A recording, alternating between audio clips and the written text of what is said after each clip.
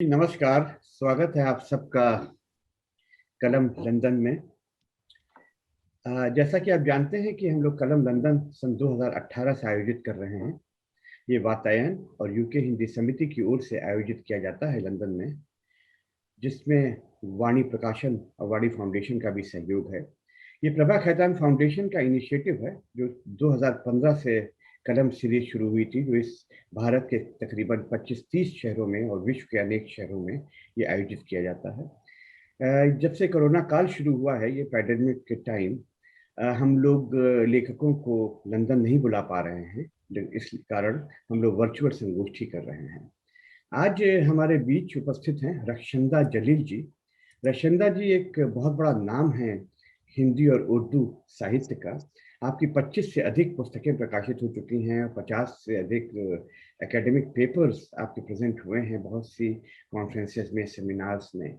एक बहुत लंबा परिचय है रक्षंदा जी का, इसलिए मैं बहुत विस्तार में नहीं जाऊंगा और सीधा सीधा जो कलम का फॉर्मेट है, इसमें हमारा प्रयास रहता है कि हम लेखक के जुबानी ही उनके जीवन के बहुत से पन्नों को जान पाएं, उनके बहुत से पक्षों को सुन पाएं।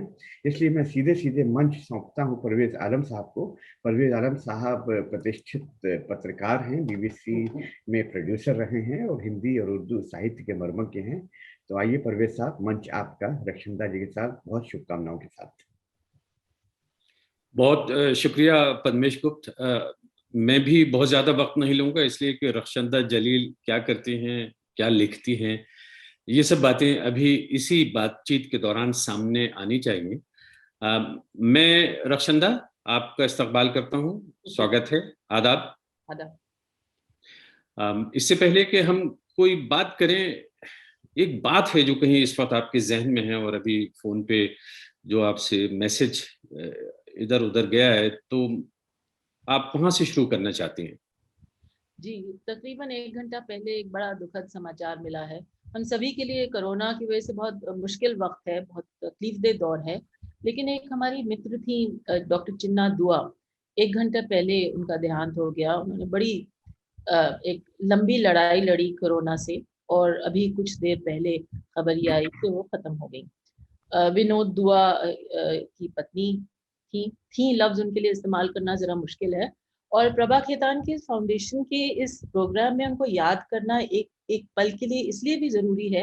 एक जबान से जो उनका इश्क था, आज हम बात जबान और उससे जुड़े हुए साहित्य की करेंगे। तो चिन्ना दुआ मुझे बार बार इसलिए भी याद आती हैं कि एक तमिल ब्राह्मण लड़की, दिल्ली में रह के उसने बहुत साफ, बहुत सही हिंदी बोलना भी सीखी और पिछले कई सालों से साफ और अच्छी उर्दू बोलने की भी कोशिश कर रही थी। तो जबानों के बीच में जो ब्रिज बनते हैं, चिन्ना एक बहुत मजबूत ब्रिज थी और उनकी कमी बहुत महसूस हुई। रक्षंदा, जिस तरह से आप जानती थी, थोड़ा बहुत मैं भी उनको अच्छी तरह से जानता था, विनोद दुआ के साथ भी माध्यम से, और चिन्ना दुआ से फिर मेरी अलग से एक दोस्ती हुई। बहुत उम्दा गाती थी, बहुत सारे कल्चरल लिटरेरी फेस्टिवल्स की जान होती थी, मुस्कुराती रहती थी, बड़ी हिम्मत। उनकी 2 बेटियां हैं, बकुल दुआ और मल्लिका दुआ, वो भी बहुत मशहूर हैं, विनोद दुआ तो मशहूर है ही। लेकिन साथ ही ये है कि जिस तरह का फंक्शन आज हम कर रहे हैं, ये जो इवेंट है, इसी तरह के प्रोग्रामों की वो जान होती थी। और मैं समझता हूँ कि अगर आधा घंटा पहले आपको अपने किसी नजदीकी दोस्त की ऐसी खबर मिले और आप आगे बढ़ जाएं, तो वो बड़ा जरा मुश्किल हो जाता है।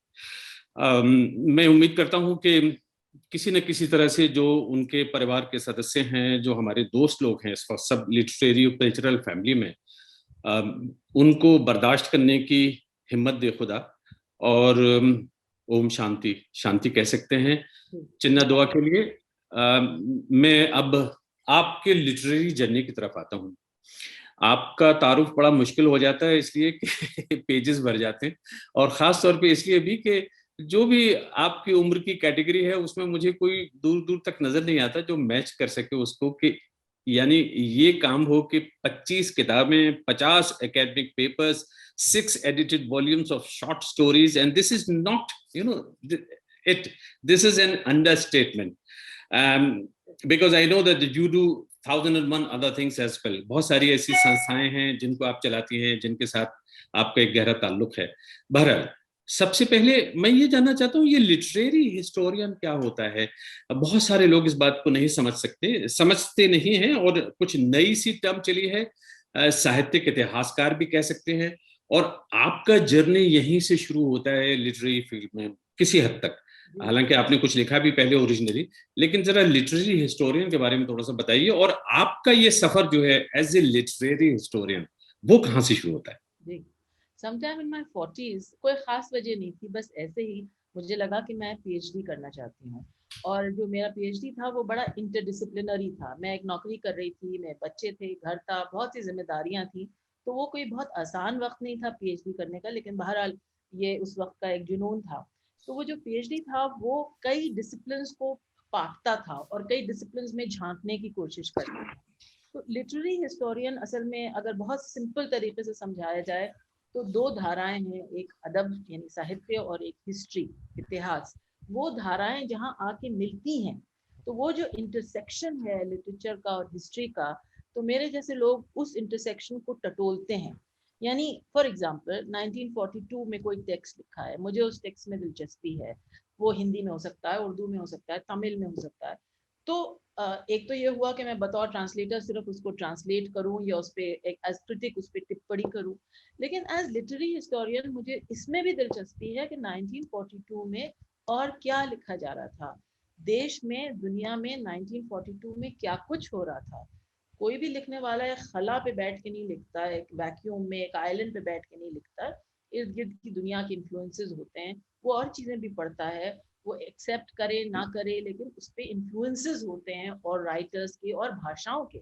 और हमारे जैसे मुल्क में खासतौर से मेरा मानना यह है कि कोई भी भाषा दूसरे से पूरी तरह से अपरिचित नहीं है और ना ही उसको होना चाहिए। वो परिचय, वो संदर्भ, वो सब चीजें किसी भी लेखक की किसी भी जबान के लिए जरूरी है। तो मैं पिछले 10-15 सालों से कोशिश ये कर रही हूँ कि मैं न सिर्फ इस इंटरसेक्शन को टटोलूं हिस्ट्री और लिटरेचर के, बल्कि मैं ये भी देखूं कि वो संदर्भ क्या है जिसमें कोई भी लेख लिखा गया है। आपने अपनी पीएचडी का जिक्र किया कि वहां से ये सिलसिला शुरू हुआ, और आपकी पीएचडी है progressive writers, the movement of progressive writers in Urdu literature, और यहीं से फिर आपका एक बहुत ही खूबसूरत काम शुरू होता है, और वो किताब है जिसका बहुत ज्यादा जिक्र हुआ, वो है डॉक्टर रशीद जहां। तो ये दोनों चीजें आपस में जुड़ी हुई हैं, आपकी पीएचडी और डॉक्टर रशीद जहां। जरा उनके बारे में थोड़ा सा बता दीजिए। समझा जाता है कि अपने वक्त की क्या फेमिनिस्ट थी वो। जी, अक्सर ये औरतों के साथ खास तौर से होता है कि उनको हम कैटेगराइज कर देते हैं, उनको पिजन होल कर देते हैं। She is a very bold woman, she is a very beautiful woman, she is a तो हम उनकी फिजिकलिटी पे जाते हैं। एज अ राइटर वो क्या लिख रही थी, वो क्यों बोल्ड थी, क्या वो रिवोल्ट कर रही थी तो क्यों कर रही थी, किसके खिलाफ रिवोल्ट कर रही थी, इन चीजों में हमें दिलचस्पी नहीं है। और मुझे अफसोस के साथ कहना है कि मैं खुद इसकी गिल्टी थी कि जब मैंने वो अपनी बड़ी तवील प्रोग्रेसिव राइटर्स मूवमेंट पे हिस्ट्री लिखी, तो रशीद जहां का नाम बार बार आता था और मेरी उस पहली कोशिश में वो एक फुटनोट थी। फिर मुझे लगने लगा कि I think of myself as a feminist, तो मैं खुद ये नाइंसाफी कर रही हूँ एक औरत के साथ कि क्यों वो सिर्फ एक फुटनोट है। और हम कौन होते हैं ये डिसाइड करने वाले कि ये हाई लिटरेचर है, ये अहम लिटरेचर है, ये लो लिटरेचर है और इसकी अहमियत कम है। लिटरेचर इज लिटरेचर, वो तो एक दरिया है, आप उसमें से क्यों चूज कर रहे हैं कि ये जो है ये इम्पोर्टेंट है। तो रशीद जहां और ऐसी बहुत सी लिखने वाले और खास तौर से फीमेल राइटर्स के साथ मुझे लगता है ये अक्सर होता है कि उनकी अपीयरेंस उनको डिफाइन कर देती है।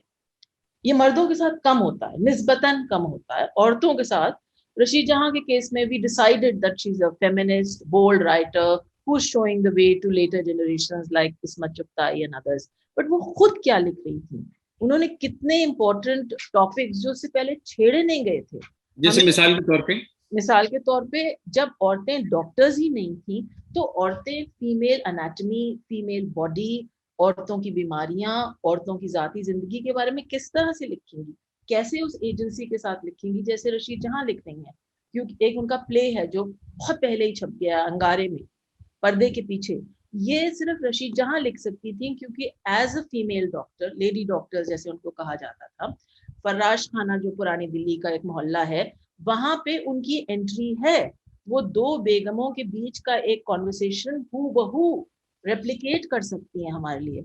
इससे ये कोई मर्द नहीं लिख सकता, माफ कीजिएगा परवेज साहब, लेकिन मर्दों ने बहुत दफा बहुत अच्छी तरीके से भी लिखा है, लेकिन कहीं कोई फॉल्स नोट रह जाता है। So it we had to wait for a woman like Rashid Jahan to very faithfully replicate that dialogue, that tone, that tenor, that माहौल, हर छोटी सी चीज कि बच्चा गंदे कपड़े में पहन रहा है और बच्चे they not very well brought up, और घर के बारे में छोटी छोटी details. We had to wait for a woman like her, क्योंकि इससे पहले हमारे पास कोई फीमेल डॉक्टर जो कि राइटर भी है उर्दू में नहीं थी। तो वेनरल डिजीज के बारे में या मुख्तलिफ चीजों के बारे में हमने इतनी ऑथेंटिसिटी से ना देखा ना सुना। देखिए, आपने जितनी बातें कही मैंने बहुत ध्यान से सुनी, लेकिन मुझे लगता है कि मैं थोड़ा सा पीछे ले जाता हूँ। अभी 2-3 दिन पहले मैं सोशल मीडिया पे, फेसबुक पे आपकी पोस्ट देख रहा था, और अब क्योंकि वो पब्लिक में है, पब्लिक डोमेन में है, तो मुझे तो कोई झिझक नहीं होनी चाहिए उसका जिक्र करने में। आपने ये कहा कि जब आप पढ़ रही थी स्कूल में, और दिल्ली का एक हैप स्कूल था अंग्रेजी वाला, और उसमें आपका बचपन बड़ा अनुकूल था, इसलिए कि जब आप डॉक्टर रशीद जहां की बात कर रही थी तो ऐसा लगा कि एक बुजुर्गों वाली बातें हैं। 1930s-40s का पीरियड होगा उनका जब ये लिख रही थी। जी जी, इसलिए कि जो तरक्की पसंद तहरीक है, प्रोग्रेसिव मूवमेंट है, वही 1936 के आसपास शुरू होता है। 30s में छप चुकी है।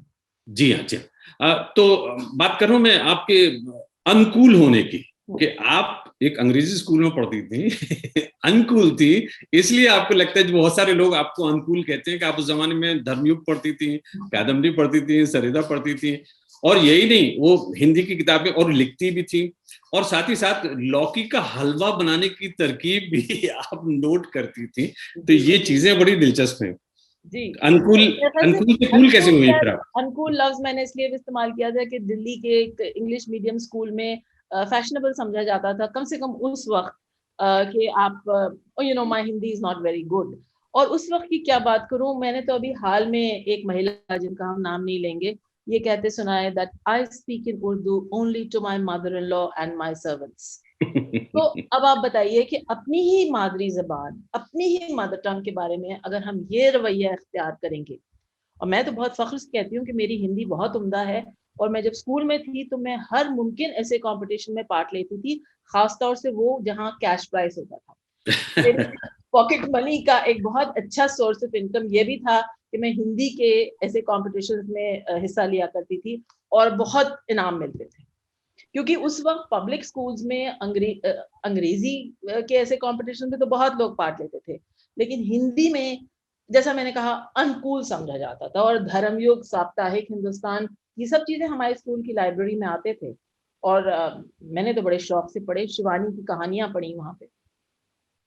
ये मैंने सवाल इसलिए भी पूछ लिया था, आप जान लिया था, आपसे आपके सामने रख दिया था, इसलिए कि मैंने आपके कई सारे प्रोग्राम दिल्ली में देखे हैं। जो हिंदुस्तानी आवाज एक संस्था है जिसको आप चलाती हैं, उसके आप फाउंडर हैं। फिर एक आफरी आफरी नाम से फेस्टिवल भी करती हैं दिल्ली में, एक दिन का फेस्टिवल होता है जिसमें सुबह से लेकर शाम तक लिटरेरी और कल्चरल एक्टिविटीज होती हैं, और उसमें डॉक्टर चिन्ना दुआ ने भी गाया एक दो बार, मुझे अचानक ही बहुत महसूस होगी आने वाले सालों में। जी, मुझे ये बात याद आ गई थी। तो मैं वहां से आपको थोड़ा सा, इसलिए मैं कह रहा था, उस फेस्टिवल का जिक्र करना चाह रहा था कि वो बड़ा कूल होता है। उसमें आमतौर पे थोड़ा अंग्रेजी वाले ज्यादा आते हैं, और थोड़ी फटी हुई जीन्स और फ्लिप फ्लॉप और ये वो। तो बड़ी दिलचस्प बात ये है कि जो अनुकूल लड़की है वो कूल किस्म के प्रोग्राम करती है जिसमें लोग शिरकत करते हैं। यहाँ तक आते आते वक्त लगा। मैंने 2002 में हिंदुस्तानी आवाज को शुरू किया, और वो जो टिपिकल संस्थाएं हैं, इंडिया इंटरनेशनल सेंटर वगैरह में किया, जहाँ एक सॉर्ट ऑफ अनकूल ऑडियंस ही आती थी। फिर मुझे लगने लगा कि I am preaching to the converted, जिनको ऑलरेडी दिलचस्पी है। मेरा मकसद उनके लिए प्रोग्राम्स करना नहीं है, मैं प्रोग्राम ऑर्गेनाइजर नहीं हूँ, मैं इवेंट मैनेजर नहीं हूँ, I am a person with an agenda. और ये बात मैं खुल के कह रही हूँ कि मेरा एजेंडा है कि मैं हिंदुस्तानी, जो हिंदी और उर्दू का एक बड़ा शीरीन मिश्रण है, मैं उसको लोगों तक पहुंचाना चाहती हूँ। मैं कोई संस्था ऐसी वाली तो नहीं चलाती हूँ जिसमें मैं जबान सिखा सकूँ, मतलब मैं लैंग्वेज के कोर्सेज तो नहीं कर सकती, मैं स्क्रिप्ट नहीं सिखा सकती। तो इसलिए मैं सिर्फ कंटेंट ड्रिवन प्रोग्रामिंग के जरिए इन जबानों को के बारे में बात कर सकती हूँ। तो इन जबानों को पेग बनाते हुए इनसे जुड़ी हुई जो एक लिटरेरी सेंसिबिलिटी होती है, देखिए हर जबान से जुड़ी हुई उसकी एक तहजीब होती है। उर्दू हिंदी की भी अपनी एक तहजीब है। मसलन शेर कैसे पढ़ा जाए, वजन का एहसास कैसे किया जाए, कहाँ वाह वाह कहा जाए, ये सब चीजें आप उठेंगे बैठेंगे लोगों के साथ सुनेंगे तभी तो समझ में आएगा। आपने रेडियो पे शेर सुन लिया तो आप नहीं समझ पाएंगे ना। आपके साथ में परवेज आलम साहब बैठे हुए हैं और वो शेर को उठा रहे हैं। शेर को उठाना भी तो एक चीज है ना, कि सही जगह पे वाह कहना, सही जगह पे दाद देना। तो ये सब चीजें तो तभी होंगी जब आपके आसपास कौन बैठा हुआ है। तो कूल किस्म के लोग, मसलन परवेज आलम साहब आपके साथ ऑडियंस में बैठे हुए हैं, वो सही जगह पे दाद दे रहे हैं और सही जगह पे खामोशी से सुन रहे हैं। इससे भी तो इंसान सीखता है। तो हम स्क्रिप्ट तो सबको नहीं सिखा सकते और वो मेरा एजेंडा नहीं है। मेरा एजेंडा ये ज़रूर है कि जो एक बड़ी तहजीब है, जो लिटरेचर को सीखने समझने का एक तरीका है, वो हम किस तरह से ज़्यादा लोगों में और ख़ास तौर से यंग लोगों में सिखा सकें। आपने इसी काम को जारी रखा है ज़्यादा से ज़्यादा लोगों को सिखाने में, और जो पूरा एक लिटरेरी और कल्चरल हमारी विरासत है अब उसको आगे तक पहुंचाने में। और उसमें आपका जो बहुत ज्यादा कंट्रीब्यूशन लोग मानते हैं वो है ट्रांसलेशन, तर्जुमा, अनुवाद, कि आपने उर्दू हिंदी की बहुत सारी बड़ी प्यारी चीजों को अंग्रेजी में ट्रांसलेट किया। और ये सुनने में बड़ी आसान सी बात लगती है किसी हद तक, लेकिन मैं इसलिए भी थोड़ा बहुत जानता हूं कि एक ब्रॉडकास्टर की हैसियत से मैं जब बीबीसी हिंदी सर्विस में काम करता था तो हमें भी बहुत सारी चीजें ट्रांसलेट करनी होती थी। पॉलिटिकल मामलों को ट्रांसलेट करने में कोई ज्यादा परेशानी नहीं होती, लेकिन मसला तब आता था जब प्रोवर्ब्स सामने आ जाती थी, जब ईडियम सामने आ जाते थे, जब फ्रेजेस सामने आ जाते थे, तब पता लगता था कि ये ट्रांसलेशन तो बड़ा मुश्किल काम है, हमारे बस का नहीं है। खैर, तो ट्रांसलेशन का आपका खासा वॉल्यूम ऑफ वर्क है। मैं ये चाहूंगा कि आप खुद ही उन किताबों को पिक करें और मुझे मिसालें भी दें उन ट्रांसलेशन की जो आपने किए हैं। लेकिन सवाल आपसे बराह रास्त ये है कि 3 अल्फाज मैंने आपसे कई बार सुने हैं जब भी कभी गुफ्तगू होती है ट्रांसलेशन के बारे में, और वो अल्फाज हैं टेक्स्ट, कॉन्टेक्स्ट, ट्रांसलेशन। तो थोड़ा बता दीजिए ये कैसे होता है काम। जी, देखिए, एक अंग्रेजी में बड़ा अच्छा लफ्ज है सेरेंडिपिटी, यानी कोई चीज जो आपके हाथ लग जाए अचानक बगैर प्लान किए हुए।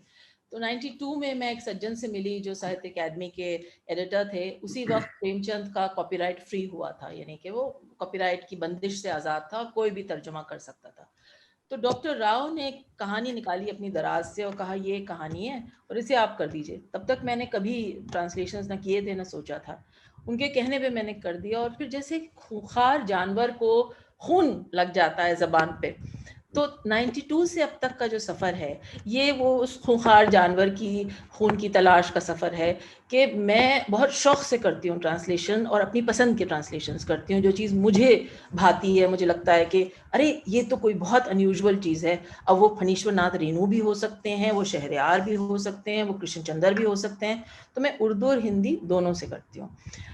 टेक्स्ट और कॉन्टेक्स्ट की जहाँ तक बात है, 92 में जब मैंने राव साहब के लिए साहित्य अकादमी के जर्नल के लिए पहला ट्रांसलेशन किया, उसके बाद कोई 8-10 कहानियाँ और की। और उसी ज़माने में 92 बहुत एक्साइटिंग वक्त था हिंदुस्तान में, नई नई पब्लिशिंग कंपनीज खुल रही थी, उनको किताबों की ज़रूरत थी। तो प्रेमचंद की ये कहानी छप गई। मैंने एक बहुत मॉडेस्ट सा 2 पेज का एक इंट्रोडक्शन लिखा जिसका नाम था ट्रांसलेटर्स नोट, और मुझे लगा ये मेरा काम है। मतलब मैं उस वक्त तक ये समझती थी कि ट्रांसलेटर का काम है कि एक वोकैबुलरी बैंक से कुछ कोशिश, कुछ मशक्कत के साथ दूसरे वोकैबुलरी बैंक में आप एक ट्रांसफ़र कर दीजिए, और ये आपका काम पूरी ईमानदारी के साथ आपने कर दिया। 92 से अब तक मुझे खुद में कुछ तब्दीलियां महसूस हुई। मुझे खुद में ये लगने लगा कि नहीं, ये अपने आप में काफ़ी नहीं है। ये ज़रूर है कि देखिए, हम में से वो लोग जो लिटरेरी ट्रांसलेशंस करते हैं, हम भिन्न हैं उस दूसरे जीव जंतु से जो कमर्शियल ट्रांसलेशंस करते हैं। यानी हम वॉशिंग मशीन के इंस्ट्रक्शंस तो ट्रांसलेट नहीं कर रहे हैं, हम एक लिटरेरी टेक्स्ट को ट्रांसलेट कर रहे हैं। तो उस, जो मैंने पहले लफ्ज़ इस्तेमाल किया, लिटरेरी सेंसिबिलिटी, हमें उसका भी अंदाज़ा रखना है। हमें इसका भी अंदाज़ा रखना है कि क्या ये लिटरेरी सेंसिबिलिटी कुछ लॉस के साथ आएगी, क्या वो लॉस इनएविटेबल है, या उस लॉस को हम मिनिमाइज करते हुए उस सेंसिबिलिटी को एक ज़बान और उससे जुड़े हुए कल्चर से उठा के, उर्दू और हिंदी का बहुत विपरीत कल्चर है अंग्रेजी से, यानी दूल्हा जो है उसका मुंह सेहरे से ढका हुआ है, ये आप कैसे बताएंगे? सौंधी खुशबू, आप लंदन में रहते हैं, आपके यहाँ आए दिन बारिश होती है, आपको तो अहमियत ही नहीं है बारिश की पहली बूंद जब वो ज़मीन पे गिरती है, मैं इस वक्त दिल्ली में रह रही हूँ, जून का महीना है और शदीद गर्मी है। जो पहली बारिश होगी उसमें से जो सौंधी खुशबू निकलेगी वो मैं महसूस कर सकती हूँ। अब क्या मैं सौंधी खुशबू के लिए पेट्रोचोर लफ्ज है अंग्रेजी में, बट वो तो बात ही नहीं बनती। सो व्हाट डू आई से, यू सी। तो ये लिमिटेशंस इनका एहसास रखते, I don't want to use the word petrichor, वो तो कुछ अजीब सा लफ्ज है, टेक्निकली मुमकिन है सही हो, बट उसमें वो बात ही नहीं है जो सौंधेपन में है। थोड़ा सा अजीब सा भी है और थोड़ा शशि थरूर टाइप का है, कुछ मुश्किल लफ्ज है जी। तो हमें एग्जैक्ट लफ्ज अगर अव्वल तो अक्सर मिलते नहीं है, मिल भी जाएं तो क्या हम उनका उपयोग करना मुनासिब समझते हैं, ये एक बड़ा सब्जेक्टिव इशू है। And it's a fine tightrope walk we walk every time we attempt a translation, and we do so knowing कि loss is inevitable। लेकिन आप ये सोचिए कि अगर इस इनेविटेबिलिटी लॉस की का ख्याल न रखते हुए लोगों ने तर्जुमे न किए होते तो आप और हम कितने महरूम रह गए होते। हमने ये देखिए मास्टर्स को ना पढ़ा होता, हमने फ्रेंच सिंबलिस्ट को ना पढ़ा होता, हमने लैटिन अमेरिकन राइटर्स को ना पढ़ा होता, ग्रीक ट्रेजेडी हम तक ना पहुंची होती। तो एक बड़ी दुनिया थी जिससे हम महरूम रह जाते। नहीं, इसी तरह से आप यूं देखिए कि खलील जिब्रान आसपास में लोग नहीं जानते थे और हाफिज जैसे शायर को, और फिर जब वो अंग्रेजी में उनका तर्जुमा होता है तो सोचिए उनको गेटे के साथ में मुकाबला होता है कि साहब उस टक्कर का शायर था। बिल्कुल। तो ये मानते हुए कि लॉस है और वो इनेविटेबल है काफी हद तक और हम उसको कम कर सकते हैं।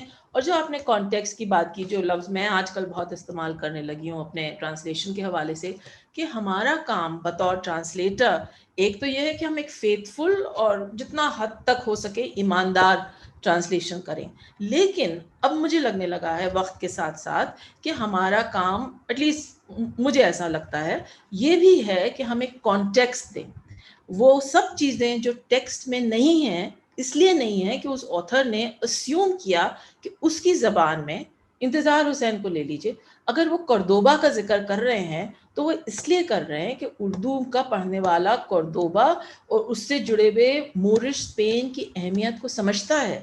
लेकिन अंग्रेजी में जब इंतज़ार हुसैन को पढ़ा जा रहा है तो उन्हें एक फुटनोट की, एक कॉन्टेक्स्ट की, एक इंट्रोडक्टरी ऐसे की ज़रूरत है रीडर को ये बताने के लिए, और मैं उस सेंटेंस में नहीं उसको घुसा सकती क्योंकि वो था फुटनोट में आता है।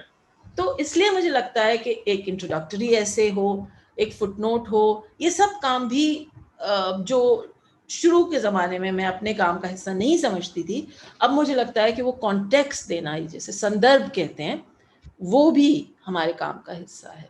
बहुत ही दिलचस्प बात आपने कही, जिसलिए कि जब आप कुर्तुबा कह रही थी तो आपने एक बार भी कुर्तुबा नहीं कहा इसलिए कि जो उर्दू वाला है वो तो कुर्तुबा के नाम से ही जानता है। और जी और अल्लामा इकबाल ने मस्जिद कुर्तुबा वो अपनी नज्म लिखती है, वो अमर हो गए लोग।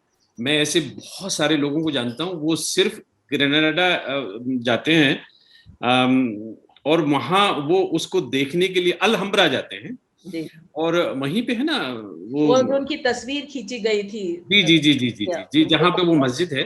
और मैं आगे आता हूँ इस बात पे कि जैसे मैं एक शेर सुना देता हूँ, जिगर का शेर है, हमें भी जलवागाहे नाज में लेते चलो मूसा, तुम्हें गश आ गया तो हुस्ने जाना कौन देखेगा। तो अब क्या है कि अब मूसा के बारे में और ये कि जलवागाहे नाज में ले, एक पूरा कॉन्टेक्स्ट निकल के आता है और अगर उस कॉन्टेक्स्ट से आप वाकिफ ही नहीं है तो शेर को समझना मुश्किल हो जाता है। मिसाल दे सकती है जैसे आपको कहाँ परेशानी हो? खुश, अब वो जो एक शेर है जो खत्म इस तरह से होता है, और जुलेखा खुश, तो वो जो बिल्कुल स्टोरी है कि वो जुलेखा जो इश्क में मुब्तला हो गई थी, तो वो पूरी कहानी सिर्फ ये कहते हैं Zulekha was happy, why was she happy, what was making her happy. तो कॉन्टेक्स्ट भी, मतलब जैसा मैंने पहले कहा, ये कोई कमर्शियल ट्रांसलेशंस नहीं है जिसमें स्टेप 1, स्टेप 2, स्टेप 3 है, जो सेल्फ एविडेंट है, जो सेल्फ एक्सप्लेनेटरी है। लिटरेरी ट्रांसलेशंस अक्सर और बेशतर सेल्फ एक्सप्लेनेटरी नहीं होते हैं। ये जो ट्रांसलेशन का काम है यहाँ लंदन से, क्योंकि हम इस प्रोग्राम को कर रहे हैं और लंदन में जो यहाँ की यूके हिंदी समिति है, वातायन है और इसके अलावा वाणी पब्लिशिंग, जी हाँ, इन सब लोगों का कोऑपरेशन है क्या, ताकि हिंदी और उर्दू ये जबानें यहाँ जिंदा रहें और अच्छी तरह से लोग प्रोग्राम सुन सकें और देख सकें इस तरह के। यहाँ तो स्वास है, school of oriental and African studies, तो ट्रांसलेशन का काम खासतौर पे उर्दू में अच्छा यहाँ पे भी हुआ। क्या अब ये काम जारी है? मैं इसलिए नहीं जानता कि क्योंकि आप एक ट्रांसलेटर की हैसियत से ज्यादा समझती होंगी कि वो चीजें, जैसे राफ रसल के जमाने में जब उन्होंने गालिब की चीजें ट्रांसलेशन में सामने लाई अंग्रेजी में, गालिब एक बड़ी ऑडियंस अंग्रेजी की ऐसी थी, वो जो राफ रसल और खुर्शीदुल इस्लाम जो अलीगढ़ के प्रोफेसर थे, उन दोनों ने मिलकर भी कुछ नायाब काम किया था, तब कहीं जाके वो चीजें सामने आई। तो इस तरह का काम स्वास और साथ में जैसे कोलंबिया यूनिवर्सिटी और कुछ हो रहा है। अच्छा, बहुत उम्दा काम हो रहा है। और स्वास में आपने रैल्फ रसल का नाम लिया, बिल्कुल सही नाम लिया, लेकिन रूपर्ट स्नेल हिंदी डिपार्टमेंट में थे जिन्होंने अपने वक्त हिंदी का एक प्राइमर बनाया था, बहुत से ट्रांसलेशंस किए थे। और फ्रांसिस्का ओर्सिनी जी, ये सब लोग, ये तो बड़े विगरस डिपार्टमेंट्स हैं स्वास में, अमेरिका में। और हिंदी और उर्दू दोनों के हवाले से मैं ये कहूँगी कि बहुत अच्छा काम हो रहा है अमेरिकन यूनिवर्सिटीज़ में, यूरोपियन यूनिवर्सिटीज़ में, यूके में ख़ास तौर से। लेकिन अच्छी बात ये, और ये भी मानना ज़रूरी है कि मेरी जनरेशन के ट्रांसलेटर्स जिन्होंने 90s में काम करना शुरू किया, we looked towards the work of people like Ralph Russell. He showed us the way. मतलब अगर हम उनसे भी पहले हिस्ट्री में जाएं तो मैं तो मानती हूँ कि अब्दुल रहीम खान खाना, जो दिल्ली में एक बड़े से मकबरे में दफन है मथुरा रोड पे निजामुद्दीन ईस्ट के पास, जो हाल में रेनोवेट किया गया है, मैं तो, और अकबर के 9 रत्नों में से एक थे, मैं तो अब्दुल रहीम खान खाना को पेट्रन सेंट मानती हूँ मॉडर्न डे ट्रांसलेटर्स का। लेकिन अगर आप आज के वक्त में आते हैं तो यकीनन रैल्फ रसल जैसे लोग जो हैं, इन्होंने हमारे जैसे लोगों को रास्ता दिखाया, ये कहते हुए कि कोई भी टेक्स्ट कितना भी लोकलाइज मालूम दे, मीर एक सभ्यता में, एक सिविलाइजेशन में लोकेटेड हैं, लेकिन आप फिर भी उनकी बात कर सकते हैं एक और ज़बान में जो कि बहुत मुख्तलिफ है, अंग्रेज़ी में, and you can still find an audience of engaged people. So it was Ralph Russell really who showed the way to my generation of translators to not just translate a text but to have contextual analysis. यानी हम जैसे लोग जो हैं, हम टिप्पणी भी करने की कोशिश करते हैं, यानी हम उस पे थोड़ा बहुत संदर्भ के हिसाब से बात करना, उसकी क्या अहमियत है, उसकी लिटरेरी वैल्यू क्या है, ये सब चीज़ें भी कोशिश करते हैं। और ये रास्ता हमको रैल्फ रसल ने दिखाया कि कोई भी ज़बान, ये मत सोचिए कि दूसरी ज़बान वालों को आपकी ज़बान में दिलचस्पी नहीं होगी, आपका काम है वो ब्रिज बनाना ताकि एक ज़बान से दूसरी ज़बान तक आ सके। तो वाकई आप सही कह रहे हैं कि ये काम बहुत अहम है, और इसकी शुरुआत 60s में, बल्कि और भी पहले, रैल्फ रसल जैसे लोग, रैल्फ रसल तो 40s में अलीगढ़ आए, उस वक्त के सबसे बड़े लिखने वालों से मिले और उनसे बहुत कुछ सीखा, और प्रोग्रेसिव मूवमेंट पे बड़ी उनकी पैनी नज़र थी, क्या हो रहा है, ये सब चीज़ों पे उन्होंने लिखा। अच्छी बात, एक चीज़ कहने की ज़रूरत है, और मेरे ख्याल से इससे बेहतर प्लेटफॉर्म कोई नहीं है, हिंदुस्तान में भी ये काम हो रहा है अब धीरे धीरे करके। बहुत सी यूनिवर्सिटीज़ हैं जहाँ के मॉडर्न इंडियन लैंग्वेजेस के जो डिपार्टमेंट्स हैं, जिनका एक हिस्सा इंग्लिश डिपार्टमेंट होता है, जैसे कि अलीगढ़, जामिया, जादवपुर, बहुत सी यूनिवर्सिटीज़ हैं जो भी वहाँ की ज़बान है। जैसे जादवपुर में अगर बांग्ला जानने वाले प्रोफेसर्स हैं तो वो बांग्ला में भी काम कर रहे हैं, वो अंग्रेज़ी में भी काम कर रहे हैं। तो ये एक बहुत काबिल तारीफ मुझे नया ट्रेंड है, ट्रेंड तो नहीं कहेंगे क्योंकि 20 साल से हो रहा है, हिंदुस्तानी यूनिवर्सिटीज़ में भी इस तरफ तवज्जो दी जा रही है। मैं उन्हीं 3 अल्फाज में अभी थोड़ा सा अटके रहना चाहता हूँ। आपने कहा था टेक्स्ट, कॉन्टेक्स्ट और ट्रांसलेशन, तो कॉन्टेक्स्ट पे थोड़ी सी और बात कर लेते हैं। मैं कभी जर्नलिज्म वगैरह की वर्कशॉप करता हूँ दिल्ली में, कॉलेजेस वगैरह में, तो अक्सर लोगों को एक छोटा सा किस्सा सुनाता हूँ जिसमें ये कि द्रोणाचार्य ने अपने सारे शिष्यों को बुलाया और कहा कि जरा बताओ कि तुम्हें क्या नजर आता है निशाना लगाने से पहले। अब वो चिड़िया की आंख कुछ बताते हैं, कुछ कहते हैं मछली, बहरहाल चिड़िया की आंख ले लेते हैं फिलहाल। तो किस्सा मुख्तसर ये है कि किसी से पूछा क्या देखते हो, तो उसने कहा साहब मैं पेड़ देखता हूँ, पत्ते देखता हूँ, और गांव वाले खड़े हुए, बहुत सारी चीजें देखता हूँ। अर्जुन से पूछा, उनको चिड़िया की आंख नजर आ रही थी और वो जीत गए। मैं ये कहता हूँ अर्जुन होना बहुत अच्छी बात है लेकिन वो शख्स जो सब कुछ देख रहा है और चिड़िया को भी देख रहा है, एक जर्नलिस्ट के लिए, कम्युनिकेटर के लिए ये भी बहुत जरूरी है। खास तौर पे आप डिसाइड करिए आपको क्या बनना है, क्योंकि आपको मंजर भी देखना है कि वो आसपास की चीजें क्या है, कॉन्टेक्स्ट क्या है। कॉन्टेक्स्ट पे आपका खासा जोर रहता है, और मैं समझता हूँ जब आप कॉन्टेक्स्ट में जाते हैं तो बहुत बार ऐसा भी होता है कि आप ट्रांसलेशन से भटक के कहीं किसी एक नई मंजिल पे भी पहुंच जाते हैं, कुछ नए टॉपिक्स थीम्स आपके हाथ लग जाते हैं? क्योंकि मैंने कहीं आप ही से सुना था कि शहरयार पे जब आपका काम है वो शायद कहीं ऐसे ही कॉन्टेक्स्ट निकलते ही आगे चल के बना। शहरयार का जहाँ तक ताल्लुक है वो एक बिल्कुल जाती, आपने बड़ा अच्छा एग्जाम्पल दिया, बिल्कुल दिल की बात कह दी। एकलव्य वाली जो बात थी कि उन्होंने अंगूठा मांगा था गुरु दक्षिणा में, तो एक्चुअली शहरयार पे जो मैंने काम किया है ये एक तरह की गुरु दक्षिणा है। मैंने जब से आंख खोली उनको अपने घर में अपने खानदान का हिस्सा देखा। वो मेरे नाना के स्टूडेंट थे, मेरे दोनों मामूओं के दोस्त थे, मैं उन्हें मामू कहती थी। और उनका ये कहना है, naturally I have no memory, उनका ये कहना है कि उन्होंने मुझे ABC लिखना सिखाई। मुमकिन है सही हो, मेरी माँ कहती है कि ये दुरुस्त है। तो वो ये कहते थे कि मैं कुछ भी कर लूँ ये गुरु दक्षिणा है, तो मैं there is nothing I can do that is enough. तो उन पे जो मैंने एक किताब लिखी थी, शायद मेरे पास यहाँ है इस वक्त, मैं आपको उसकी शक्ल कम से कम दिखा सकती हूँ। ये किताब थी शहरयार लिटरेरी बायोग्राफी। तो ये एक तरह की गुरु दक्षिणा है। मैं अंगूठा तो नहीं दे सकी, लेकिन मैंने एक किताब लिखने की कोशिश की और उनकी कुछ चीज़ें तर्जुमा की। लिटरेरी बायोग्राफी में देखिए ये होता है कि उनकी ज़ाती ज़िंदगी में मुझे कोई ख़ास दिलचस्पी नहीं है। उनकी ज़ाती ज़िंदगी जहाँ तक उनकी शायरी को इन्फ्लुएंस करती है उसमें मुझे दिलचस्पी है। तो जो और बायोग्राफीज होती हैं मुमकिन है उसमें और चीज़ें होती हैं, लेकिन लिटरेरी बायोग्राफी में I confine myself to just those things which are contextual to his poetry. तो इसमें कुछ तर्जुमे भी हैं और शहरयार कहाँ लोकेटेड हैं, यानी वो जो मॉडर्निज्म की बड़ी एक धारा है, जदीदियत जिसे कहते हैं, और प्रोग्रेसिविज्म की जो एक बड़ी धारा है, यानी आर्ट फॉर आर्ट सेक और आर्ट फॉर लाइफ सेक के जो दो बड़े स्कूल्स हैं, वो कहीं आके शहरयार की शायरी में मिलते हैं। और शहरयार उस चौराहे पे खड़े हुए हमको नजर आते हैं कि उन्होंने उन दोनों धाराओं से वो चीज़ें ली जो वो लेना चाहते थे या जो उनके अपने जात का को भाती थी।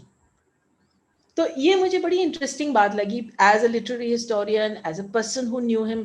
ये मैंने उनके इंतकाल के बाद लिखी, तो मैं उनको दिखा तो कभी नहीं पाई, लेकिन हाँ उनकी ज़िंदगी में कुछ तर्जुमे ज़रूर किए थे जो उनको दिखाए थे। और यहाँ से एक और बात निकलती है, अगर आप इजाज़त दें तो कहूँ। जी जरूर। तर्जुमे जब आप करते हैं तो कुछ लोग हयात होते हैं, जिंदा होते हैं, आप उनकी ज़िंदगी में वो उनके साथ करते हैं। कुछ तर्जुमे जो लोग गुजर चुके होते हैं, प्रेमचंद का मैंने किया तो उनको इंतकाल को ही 70 साल हो गए थे। तो कुछ ऐसे ट्रांसलेशंस होते हैं जहां वो ट्रांसलेटर जिंदा भी होता है, कोई खास दिलचस्पी नहीं दिखाता। तो ये भी अलग अलग एक्सपीरियंसेस हैं। मैं आजकल गुलजार साहब के तर्जुमे कर रही हूँ और I must say I am learning so much, क्योंकि गुलजार साहब एक बहुत इंगेज्ड राइटर। मैं गुलजार साहब की तरफ जरूर आऊंगा, कुछ बात करेंगे उस बारे में भी। शहरयार साहब के बारे में अचानक कुछ नाम आ जाते हैं और हम और आप ऐसे बात करते हैं जो हाउस होल्ड नेम तो वही है, लेकिन ये वही शहरयार हैं। कुछ लोग अगर सुन रहे हैं जिन्होंने गमन और उमराव जान जैसी फिल्मों के जबरदस्त खूबसूरत गाने लिखे, और क्या लिटरेरी वैल्यू है उन गानों की। और उन्हीं का एक शेर मुझे बहुत अच्छा लगता है, उम्मीद से कम चश्मे खरीदार में आए, हम लोग जरा देर से बाजार में आए। तो ये शहरयार हैं। आपने गुलजार साहब का जिक्र कर दिया था, इसलिए मैं आ जाता हूँ उस तरफ। अभी हम जो बात कर रहे थे ना कॉन्टेक्स्ट में, इसलिए कर रहे थे कि कई चीजें आपकी ऐसी निकल के आती हैं कि आपने काम किसी चीज पे शुरू किया और वहां से कुछ आपको लीड्स ऐसी मिली कि आपने कुछ और एक दो किताबों का मजमून या किसी और ऐसे का मजमून आपके जहन में आ गया।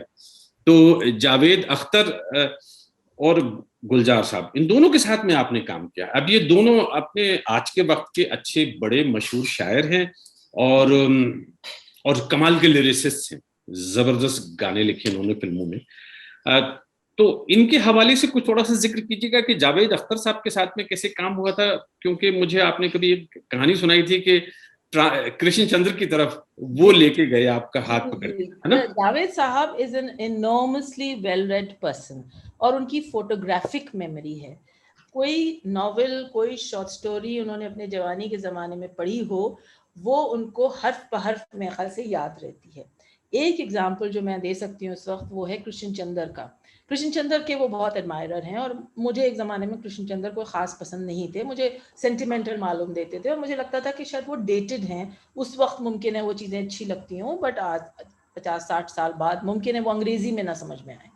एक मरतबा जावेद साहब ने हम कहीं जाने का इंतज़ार कर रहे थे, तो उन्होंने कहीं से कुर्सियाँ मंगवाई और हम दोनों उनके ड्राइववे पे बैठे और उन्होंने, जिसे अंग्रेजी में कहा जाता है blow by blow account, Premchand की नवेला गद्दार का मुझे दिया और ऐसा बताया कि जैसे मंजर कशी जिसे कहते हैं, यानी वो मंजर आपके सामने बिल्कुल आ गया, ऐसे जैसे कि आप खुद उससे देख रहे हो, पढ़ रहे हैं। और फिर उनके इसरार पे मैंने उसका ट्रांसलेशन भी किया और ट्रांसलेशन करते वक्त एक सेकंड रील जैसे सिनेमा में चलती है ना, पैरेलल ट्रैक चल रहा था जावेद साहब की आवाज का, कि वो ड्राइववे में उन प्लास्टिक की कुर्सियों पे बैठे हुए, जो उन्होंने मुझे वो मंजर कशी की थी, जो वो कहानी की बताई थी, वो जब मैंने तर्जुमा किया तो जनाब वो वैसी, ये इस शक्ल में वो किताब है और ये quite rightly it's dedicated to Javed साहब, क्योंकि उन्होंने इस कहानी के बारे में बताया। और इसका एक पॉलिटिकल सबटेक्स्ट है परवेज साहब, एक सेकंड लेते हुए बताना बहुत मुख्तसरन। हम ऐसे दौर में रह रहे हैं, ये कहानी लिखी तो 60s में गई थी, अफसोस की बात ये है as a nation, as a people, we don't seem to have progressed. यानी ये लोकेटेड 47 में है, पार्टीशन के सबसे ज़्यादा घिनौने दिनों में, लिखी 60s में गई है। 2021 में ये आज भी मायने रखती है, क्योंकि आज भी भीड़ से हट के जो शख्स खड़ा होता है और अपनी बात अपनी ज़बानी कहता है, उसे हम गद्दार कहते हैं। और ये गद्दार लफ्ज़ हम लांछन के तौर पे, चाहे वो पार्लियामेंट हो, चाहे हमारा ड्राइंग रूम हो, हम बड़ी आसानी से एक दूसरे पे उछाल देते हैं। तो ये है अच्छी लेखनी की एक निशानी, कि वो कहानी जो लोकेटेड 47 में है, 60s में लिखी गई है, 2021 में आज भी खड़े होके हमसे कहती है कि हाँ मैं सच बयान कर रही हूँ। तो अफसोस की भी बात है ये, बहुत अफसोस की बात है, सही बात है। गद्दार लफ्ज भी उछाल देते हैं और अगर मौका लगे तो एक सेडिशन का केस भी फाइल कर देते हैं। सेडिशन, गद्दार, सब कुछ। बड़ी तकलीफ बात है, हंसने मुस्कुराने के लिए, लेकिन काश के ये तंज किसी की समझ में आ जाए। एक बात, अभी आपने जब ये कृष्णचंद्र की कर रही थी और आपने देखा इसी में प्रीतो कहानी है कृष्णचंद्र की? नहीं, वो किताब इस वक्त मेरे पास नहीं है। वो मुझे बड़ी दिलचस्पी थी कि मर्द औरतों को कैसे देखते हैं। हमने एक लंबे अरसे से देखा है कि मर्दों ने एक fake female voice, sympathetic voice में औरतें की ज़बानी कहना की कोशिश की है कि औरतों पे क्या जुल्म हो रहा है। ये मैं तंजिया नहीं कह रही हूँ, मतलब ये बड़ी सिंपैथी के साथ मर्दों ने एक लंबे अरसे से लिखने की कोशिश की है औरतों के बारे में। लेकिन हम ये भी मानते हैं, और आप तो विजुअल मीडियम के हैं तो आप समझते हैं कि मेल गेज सिनेमा में एक लफ्ज है, अब वो सिनेमा से चलते चलते लिटरेचर में आ गया है। लिटरेचर में भी हम मेल गेज का इस्तेमाल करते हैं, यानी मर्दों ने औरतों को कैसे देखा है और देखकर उसका बयान कैसे किया है।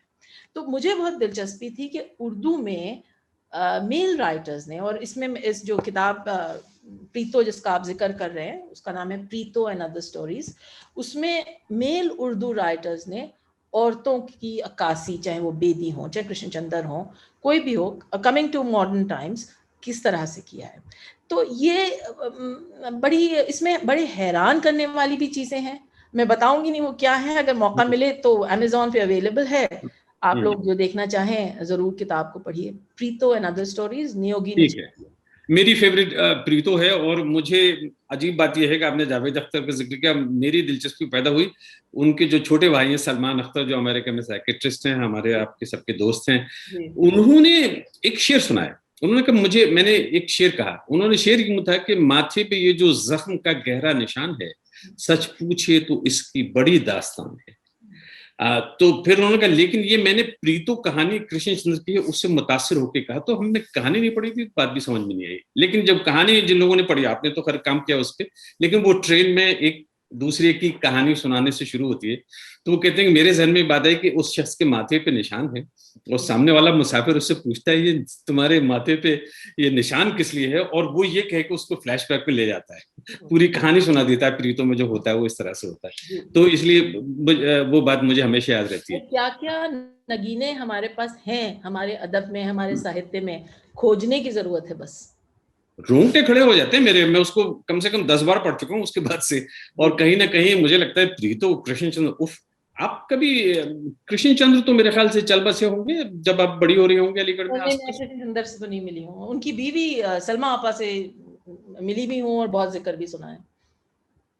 गुलजार साहब की बात करते हैं, उनके साथ में आपने काम भी किया, कुछ ट्रांसलेशन भी किया है, उसके बारे में बताइए। और फिर मुझे ये जरूर बताइए कि उनके साथ में आपने एक अजीबोगरीब किस्म का ट्रिप पूरा किया अमेरिका में, और कई सारे मतलब जैसे होते ना pop star Daler Mehndi type का जिसमें और देखिए को कूल बनाया जा सकता है अगर उसकी पैकेजिंग दिलचस्प हो और उसमें डाइल्यूशन ना हो, यानी cater to the lowest common denominator. ठीक है, ये भी है, ये भी बहुत जरूरी बात है कि उसको कूल बनाने के चक्कर में या उसको एक्सेसिबल बनाने के चक्कर में आप उसको डम डाउन मत कीजिए, उसको डाइल्यूट मत कीजिए। जो उसका एक लिटरेरी कोर है उसको महफूज रखने दीजिए, रहने दीजिए। ठीक है, तो मुझे बता दीजिए दोनों बातें बता दीजिए। एक तो ये कि वो काम किया था आपके गुलजार साहब के साथ काम कर रही और अमेरिका। जी, जो पहले तो चलिए अमेरिकन टूर की बात कर लेते हैं। We went on a multi city tour, जहां मैं बड़े इम्प्रॉम्प्टू किस्म के सवालात उनसे किया करती थी उनकी शायरी के बारे में। वो ज़ाती किस्म के सवाल नहीं थे, वो सब लिटरेरी किस्म के ही सवाल थे और फिल्मों से रिलेटेड, या जो उन्होंने नॉन फिल्मी शायरी लिखी है या जो गालिब पे सीरियल बनाया और इस किस्म की चीज़ें। And this was not a structured programme, क्योंकि ये नहीं था कि मैं हर दफ़ा वही सवाल पूछूं या उसी तरतीब में पूछूं या उनके जवाब भी वही हों। अक्सर उस सवाल के उनके अलग जवाब होते थे, मतलब शिकागो में कुछ और वहाँ कुछ और। ये भी बड़ी इंटरेस्टिंग बात है। And this was interspersed with a collage of live singing on the stage. तो मैं ये कहना चाह रही हूँ कि आप लिटरेचर को कैसे पैकेज करते हैं और फिर अनपैक करते हैं, उसमें से क्या निकल के आता है। मतलब सिर्फ मौज मस्ती नहीं उस प्रोग्राम का पर्पस था। जो सुनने वाला है वो, हमें तो खैर मजा आया, वो अलग बात है, लेकिन मुझे लगता ये है कि जो लोग हमें सुन रहे थे वो कहीं ना कहीं कोई चीज उस शाम से लेके गए। ये तो टूर की बात हुई। उनके साथ जो मैं तर्जुमे कर रही हूँ वो एक्सपीरियंस बहुत अनयूजुअल इसलिए है कि इससे पहले मैंने किसी भी लिविंग ऑथर के साथ इस हद तक ट्रांसलेशन नहीं किया जहाँ उनका इंगेजमेंट रहा हो। शहरयार साहब को कोई खास दिलचस्पी नहीं थी, वो कहते हैं हाँ बहुत उम्दा है। इंतजार साहब के साथ किया लेकिन उन्हें भी कोई बहुत ज्यादा दिलचस्पी नहीं थी, वो हाँ भी बहुत अच्छा है, बहुत अच्छा है। यहाँ एक ऐसा लिखने वाला है जिससे मैं सीख रही हूँ कैसे शायरी में एक दो अल्फाज भी आप उखेड़ दें तो आप उसको, उसके ताने बाने को टाइटन कर सकते हैं। आई एम नॉट अ शायर, कोई मेरे पोटेंशियल्स नहीं है शायर होने के, तो मैं शायरी के नट्स एंड बोल्ट्स नहीं जानती हूँ। मैं ट्रांसलेशन जानती हूँ, मैं कान से शायरी सुन के समझ सकती हूँ कि अच्छी है बुरी है, लेकिन मैं खुद नहीं गढ़ सकती हूँ। तो मेरे लिए एक लिविंग पोएट के साथ तर्जुमे करना, और उसने अगर एक लफ्ज भी वहां से हटा दिया तो मुझे ये नजर आ रहा है कि ग्रामेटिकली, सिंटैक्टिकली, ओरली यानी आवाज के हिसाब से और सेंस के हिसाब से उसने किस कदर उस चीज को टाइट कर दिया। और ये एक बहुत वैल्यूएबल लेसन है। ये लेसन फिल्म की एडिटिंग में भी हो सकता है, टेक्स्ट की एडिटिंग में भी हो सकता है, किसी किस्म की भी। तो ये जो मैं सीख रही हूँ आजकल उनके साथ, उनके कलेक्टेड वर्क्स बालों पर सारे का तर्जुमा करके, मुझे लगता है ये एक्सपीरियंस शायद मैंने पहले कभी किसी राइटर के साथ नहीं देखा। आपने बहुत किताबों पे काम किया है, कुछ ओरिजिनल भी लिखा है, और इतने सारे नाम हैं वो तो बड़ा मुश्किल हो जाएगा उनके बारे में बात करने में। लेकिन मैं अपने आप को याद दिलाने की कोशिश कर रहा हूँ कि वो कौन सी और बातें हैं जो मुझे आपसे जाननी है। आपकी एक किताब है और उस पर खासा जिक्र हुआ पिछले साल, 1-2 सालों में, यूं समझिए जब से वो किताब आई है, और वो ये है कि but you don't look like a Muslim. ये उसका टाइटल है, but you don't look like a Muslim. मतलब बहुत बार मुझसे भी ऐसी बात कहते थे, लेकिन आप मुसलमान तो नहीं लगते देखने। अब खुदा जाने वो क्या देख के कहते हैं ऐसी बात। उस किताब के बारे में बता दीजिए। जी, तो ये मैं दिल्ली में पली बड़ी, मैं 4 साल की थी तब से दिल्ली में रह रही हूँ। मेरी तालीम जिसको कहा जा सकता है मेन स्ट्रीम इदारों में हुई है। तो ये लफ्ज़ में, ये सेंटेंस मैंने हमेशा सुना और मुझे समझ में नहीं आता था कि how does one look like one's religion. अगर सरदार हैं और पगड़ी पहने हैं, या जू हैं और वो छोटी टोपी पहने हैं तो बात समझ में आती है, लेकिन how else is one supposed to look like one's religion. हर शख्स तो हिजाब नहीं पहनता है, और बहुत से लोग हैं जो प्रैक्टिसिंग मुसलमान हैं लेकिन वो हिजाब नहीं पहनते हैं। मसलन मैं, I am practising Muslim. But ये जो एक सेंटेंस था ये चुभता था, ये कहीं खटकता था, इससे सोचने पे मजबूर करता था कि भले ही ये बतौर कॉम्प्लीमेंट के कहा जा रहा हो कि काश के और मुसलमान भी आपके जैसे होते तो हमें कोई प्रॉब्लम ना होती, या फिर अरे आप तो मुसलमान नहीं लगते, तो मतलब ये this is a compliment, specially Delhi में, साउथ दिल्ली में ये एक आपको you suppose to be flattered by it. ये चीज़ें मुझे बहुत हैरान करती थी। फिर एक वक्त आया जब मुझे लगा अब इस हैरानी को अल्फाज में ढालने की ज़रूरत है, और इसके पीछे की जो पॉलिटिक्स है, इसके पीछे की जो बायसेस हैं, जो प्रेजुडिसेस हैं, अंग्रेजी में एक बहुत अच्छा एक्सप्रेशन है, call out the elephant in the room. हमारे बीच में एक बहुत बड़ा जीव जंतु बैठा है, हम प्रिटेंड कर रहे हैं कि वो नहीं है। क्यों प्रिटेंड कर रहे हैं? Why don't we call it by its name? And that is communalism. It's a fact of life, just as secularism is. Let me hasten to add, just as secularism is a fact of life, so is communalism, especially in a country as multicultural, multi-ethnic, multi-what have you as India, as the Indian subcontinent rather, let's say. तो ये एक fact of life है। अब वो अच्छा है, बुरा है, कम है, ज्यादा है, बढ़ रहा है, दब रहा है, ये भी, इस पे भी बात करने की, चर्चा करने की जरूरत है। तो ये जो किताब है मुझे थोड़ा सा बता दीजिए, एक तो उसका कवर अगर आपके पास में टाइटल है दिखा दीजिए। यहाँ है, this is what it looks like, but you don't look like a Muslim. इसमें 40 एसेज हैं, कुछ जो मैंने ऑप एडिट्स की तरह एडिटोरियल्स के तौर पे लिखे थे अखबारात में, कुछ जो मैंने ख़ास तौर से इसके लिए लिखे थे, और वो 4 बड़ी बड़ी श्रेणी में, कैटेगरीज में है, यानी लिटरेचर, कल्चर, पॉलिटिक्स और आइडेंटिटी। आइडेंटिटी से मुराद ये है कि मेरी क्या आइडेंटिटी है, मैं हिंदुस्तानी हूँ, मुसलमान हूँ, दोनों हूँ, एक हूँ, क्या हूँ? मुझे तो लगता है मैं हिंदुस्तानी मुसलमान हूँ, ये दोनों चीज़ें हैं। और जैसे कि आप तमिल ब्राह्मण हैं, चिन्ना का जिनसे हमने बात शुरू की, she was a Tamil Brahmin. She liked to say it often, but she had other layers of identity. Somebody who lived in Delhi, somebody who was married to a Punjabi. तो इसी तरह से हम सबकी मल्टीपल आइडेंटिटीज हैं।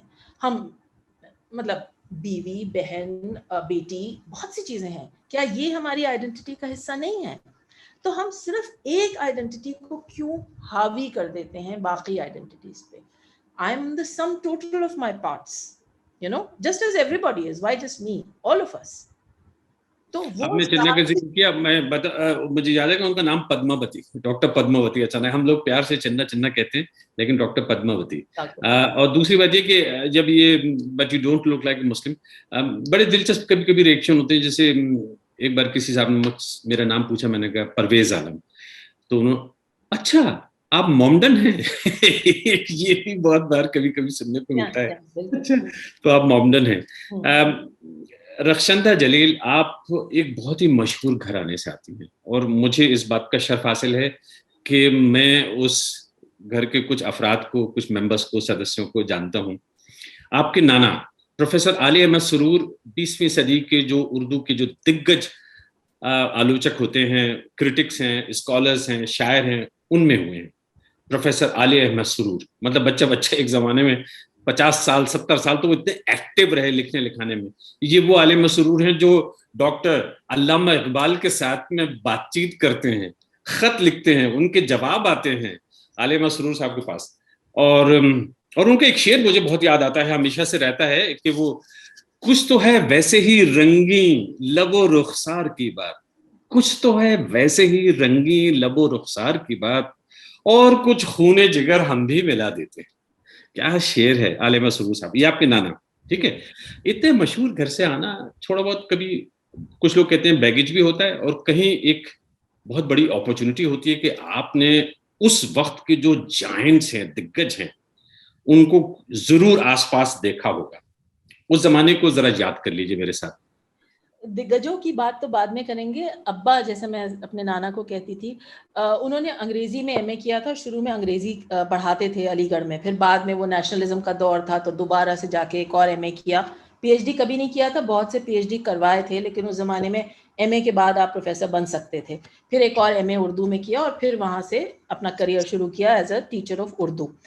लेकिन अब्बा का जो बाइलिंगुअलिज्म था उसने मुझे मेरे ख्याल से बहुत मुतासिर किया। मैं शायद 7वें 8वें में रही होंगी, यानी 13-14 साल की थी जब अब्बा ने पहली दफ़ा मुझे टी.एस. एलियट की love song of J. Alfred Prufrock सुनाई।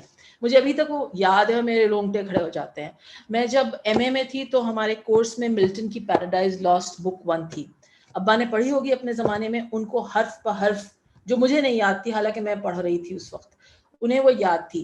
अब आप पूछेंगे कि मुझे किस तरह से उनसे फैज़ हासिल हुआ, तो देखिए एक एग्जाम्पल जो जहन में है कि मैं पढ़ रही थी मिल्टन की पैराडाइज लॉस्ट। न सिर्फ अब्बा ने मुझे फ्रॉम मेमोरी वो रिसाइट की, बल्कि उसके साथ खड़ी कर दी इकबाल की जिब्रील और इब्लीस।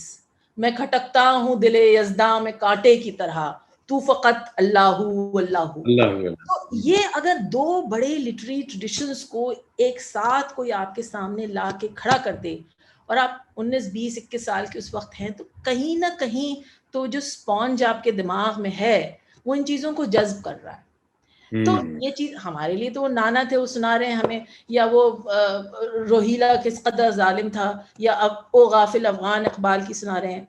तो और बच्चों को मेरे ख्याल से जैसे गुड्डे गुड़िया की कहानी या राजा रानी की कहानी या फेरी टेल्स सुनाई जाती थी, अब्बा हमें मीर गालिब इकबाल सुनाते थे। और हम दिल्ली के एक अंग्रेजी मीडियम स्कूल में पढ़ने वाले बच्चे दिल्ली आके फिर से अंग्रेजी बोलने लगते थे, लेकिन गर्मी की छुट्टियों में जितना वक्त उनके साथ गुजारते थे, वो कान में, मतलब मधु प्रवाह जिसे कहते हैं, यानी शीरीन, the sweetness of that poetry, वो कान में जाती थी। तो वो कहीं ना कहीं तो असर लाएगी ना।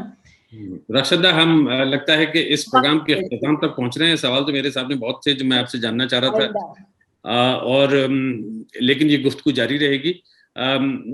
आप कुछ कहना चाहती हैं आखिर में, एक दो जुमले? नहीं, मैं बस ये कहना, एक शेर अगर इजाजत दे तो पढ़, बहुत छोटा सा है और इस किताब में मैंने बतौर इंट्रोडक्शन के इस्तेमाल किया था। और मुझे लगता है कि जो भी हमने अब तक बातें की, खासतौर से आखिर में जो बातें की, कहीं उसका सार है, तत्व है उन सब बातों का। तो ये सरशार सैलानी का शेर है। चमन में इख्तिलाते रंगो बू से बात बनती है, चमन में इख्तिलाते रंगो बू से बात बनती है, हम ही हम हैं तो क्या हम हैं, तुम ही तुम हो तो क्या तुम हो। क्या बात है, हम ही हम हैं तो क्या हम हैं, तुम ही तुम हो तो क्या तुम हो।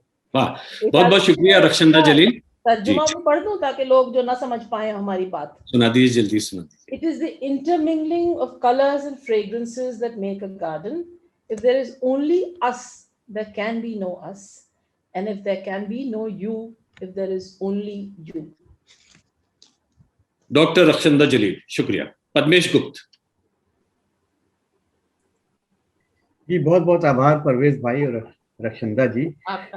ऑडियंस के लिए फ्लोर खोल रहे हैं, अगर किसी के पास कोई प्रश्न हो तो आप एक दो प्रश्न हम ले सकते हैं।